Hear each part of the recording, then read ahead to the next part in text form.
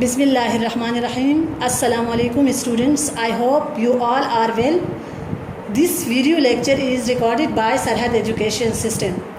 Students, आज हम discuss करेंगे केमिस्ट्री ग्रेड 9 में unit number 5 physical states of matter को।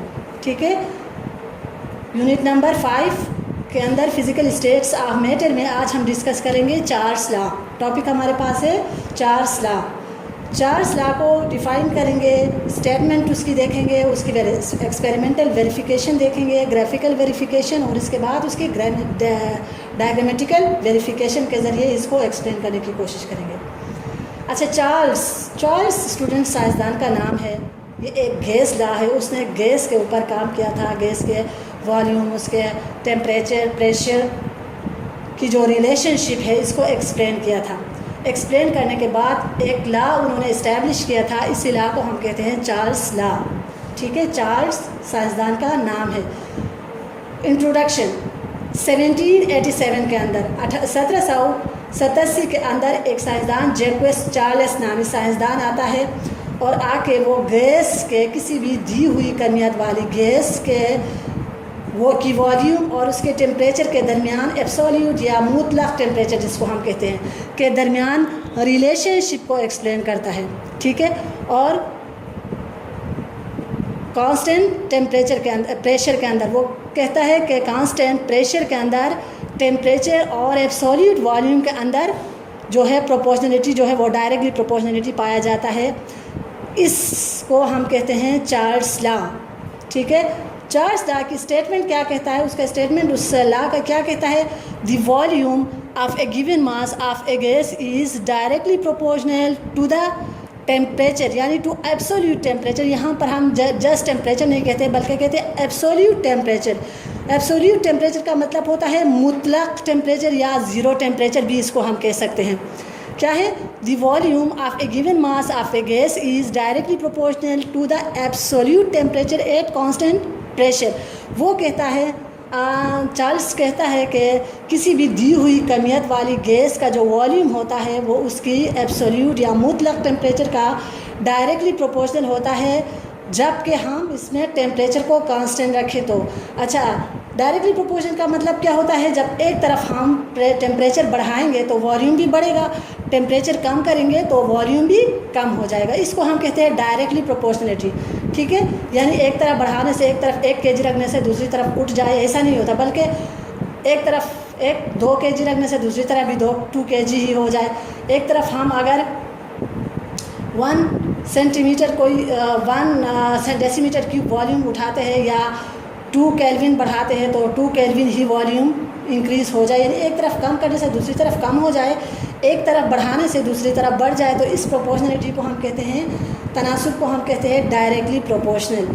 ठीक है, मैथमेटिकल रिप्रेजेंटेशन। मैथमेटिकली चार्ल्स ने अपने जो इस स्टेटमेंट को एक्सप्लेन किया, वी डायरेक्टली प्रोपोर्शनल, यहाँ पर जो साइन आपको नज़र आ, साइन ऑफ प्रोपोर्शनलिटी है। ठीक है, ये जो साइन है ये क्या है? Sign of proportionality. V sign of proportionality बिल्कुल इसी तरीके से देखें नज़र आ रहा है। ठीक है, इस साइन को हम कहते हैं proportionality sign. V is directly proportional to the absolute temperature at constant pressure. Pressure हमारे पास कांस्टेंट है, वॉल्यूम हमने कहा, बल्कि चार्ल्स ने कहा volume is directly proportional to the temperature. Volume क्या है? टेम्परेचर के डायरेक्टली प्रोपोर्शनल है, जबकि हम इसमें क्या करते हैं? प्रेशर को कांस्टेंट रखते हैं। अच्छा स्टूडेंट्स, एक और बात याद रखिए, जहाँ पे हम प्रोपोर्शनलिटी साइन को हटाते हैं, इज इक्वल टू लगाते हैं, कोई ना कोई कांस्टेंट यूज़ करते हैं। यहाँ पे चार्ल्स लॉ के अंदर हम कांस्टेंट यूज़ कर रहे हैं K C stands for constant of Charles law, C stands for Charles. ठीक है, के क्या है? प्रोपोर्शनलिटी कांस्टेंट है, गैस प्रोपोर्शनलिटी कांस्टेंट के है, और यहाँ पे जो स्मॉल सी है, ये सी किस चीज़ को शो कर रहा है? चार्ल्स लॉ को। तो v इज़ इक्वल टू, यहाँ पे हमने साइन ऑफ प्रोपोर्शनलिटी हटा लिया है, तो इसके ज़रिए इससे के जगह हमने क्या लगाया है? साइन ऑफ कांस्टेंट के, और इसके साथ c stands for Charles law, यानी v is equal to K C multiply by t।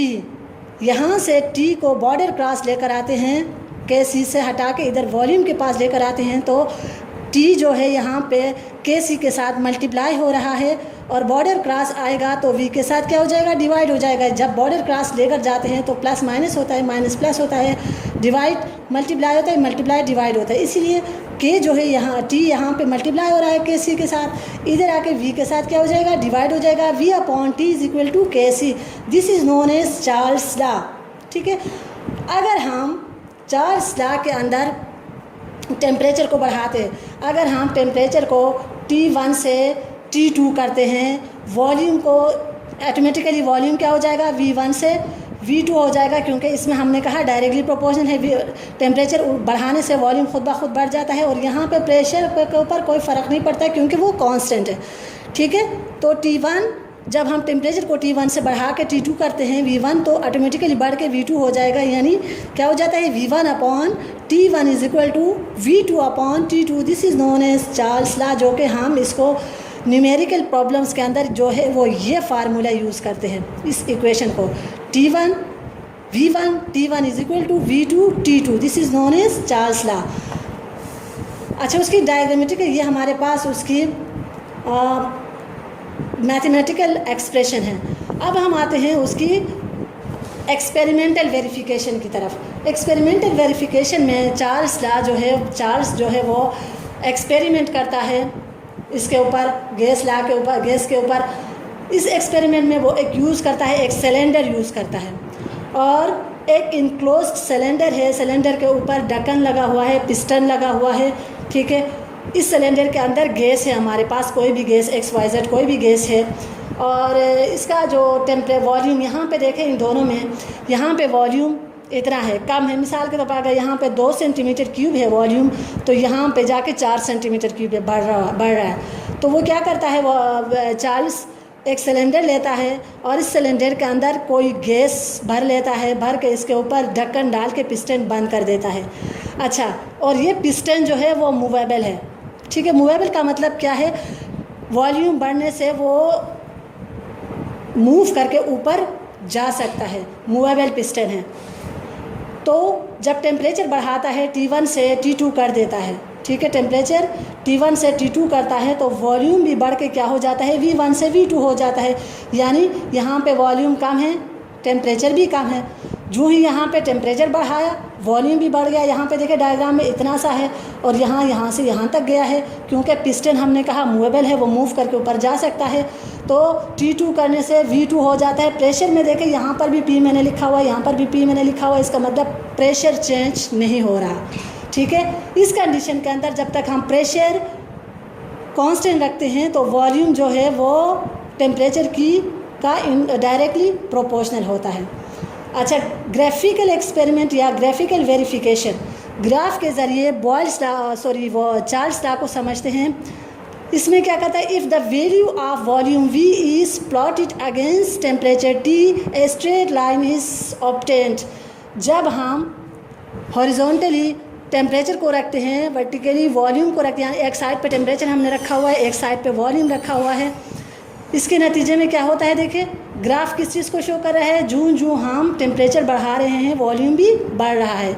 As a result we obtain straight line graph. अच्छा, डायग्रामेटिकल रिप्रेजेंटेशन में देखिए हमने क्या कहा, चार्ल्स क्या कहता है, the volume of a given mass of a gas is directly proportional. Direct proportional का मतलब क्या होता है, टेम्परेचर बढ़ाने से वॉल्यूम भी बढ़ जाता है।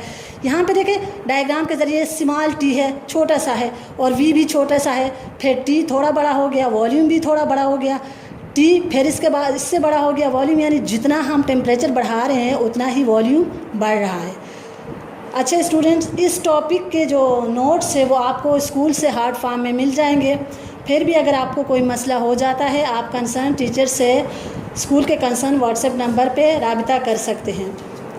ओके स्टूडेंट्स, अल्लाह हाफिज़।